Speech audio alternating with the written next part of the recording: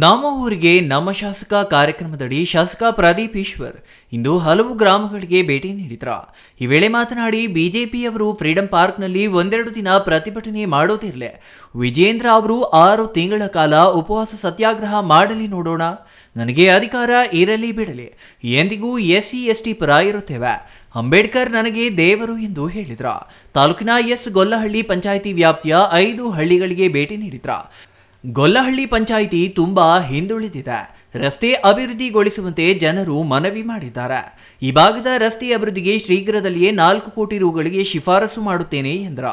ಈ ಕ್ಷೇತ್ರದಲ್ಲಿ ಹಿಂದೆ ಶಾಸಕರಾಗಿದ್ದಾಗ ರೈತರು ಸಾಗುವಳಿ ಮಾಡಿಕೊಳ್ಳುತ್ತಿದ್ದ 20,000ಕ್ಕೂ ಹೆಚ್ಚು ಎಕರೆ ಭೂಮಿಯನ್ನು ಅರಣ್ಯ ಇಲಾಖೆಗೆ ವಾಪಸ್ ಆಗುವಂತೆ ಮಾಡಿದ್ದಾರೆ.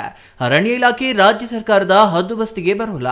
ಆದರೂ ನಮ್ಮ ಸರ್ಕಾರ ಅಧಿಕಾರಕ್ಕೆ ಬಂದ ಮೇಲೆ ಉಸ್ತುವಾರಿ ಸಚಿವರ ಸಹಕಾರದಿಂದ 4.5 ಎಕರೆ ಜಮೀನು ರೈತರಿಗೆ ವಾಪಸ್ಸು ಮಾಡಿಸುವಂತೆ ಕ್ರಮ ಜರುಗಿಸುತ್ತೇವೆ.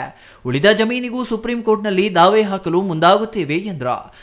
ಹೆಚ್ಚು ರಸ್ತೆ ಕೇಳಿದ್ರು, ಅಲ್ಲಿ ಒಟ್ಟು 7 ಕಿಲೋಮೀಟರ್ ರಸ್ತೆ ಆವಲಬೆಟ್ಟದವರೆಗೂ, ಅದು 12 ವರ್ಷದಿಂದ ಯಾರೂ ಹಾಕಿಲ್ಲ. ಮತ್ತು ತುಂಬ ಇದು ಫಾರೆಸ್ಟ್ಗೊಳ್ಟೋಗಿದೆ.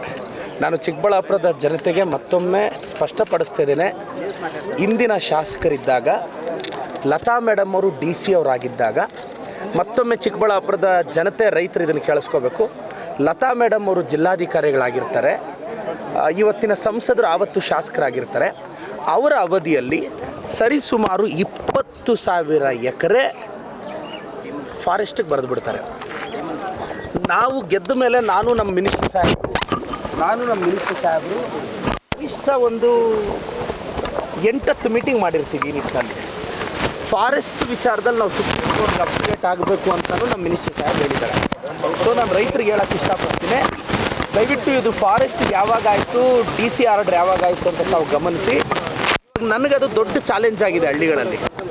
ಅದು ಹಳೆ ಜಿಲ್ಲಾಧಿಕಾರಿಗಳು ಹಳೆ ಶಾಸಕರು ಮಾಡಿರೋದು.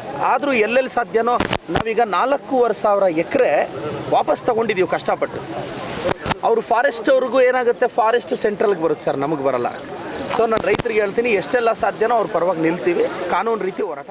ರಾಜ್ಯ ಸರ್ಕಾರದ ವಿರುದ್ಧ ಫ್ರೀಡಂ ಪಾರ್ಕಿನಲ್ಲಿ ಬಿಜೆಪಿ ಪ್ರತಿಭಟನೆ ನಡೆಸುತ್ತಿರುವ ಬಗ್ಗೆ ಪ್ರತಿಕ್ರಿಯಿಸಿ, ಒಂದೆರಡು ದಿನ ಸಾಂಪ್ರದಾಯಿಕ ಪ್ರತಿಭಟನೆ ಕೈಬಿಟ್ಟು ವಿಜೇಂದ್ರ 6 ತಿಂಗಳ ಕಾಲ ಉಪವಾಸ ಸತ್ಯಾಗ್ರಹ ಮಾಡಲಿ ನೋಡೋಣ ಎಂದರು.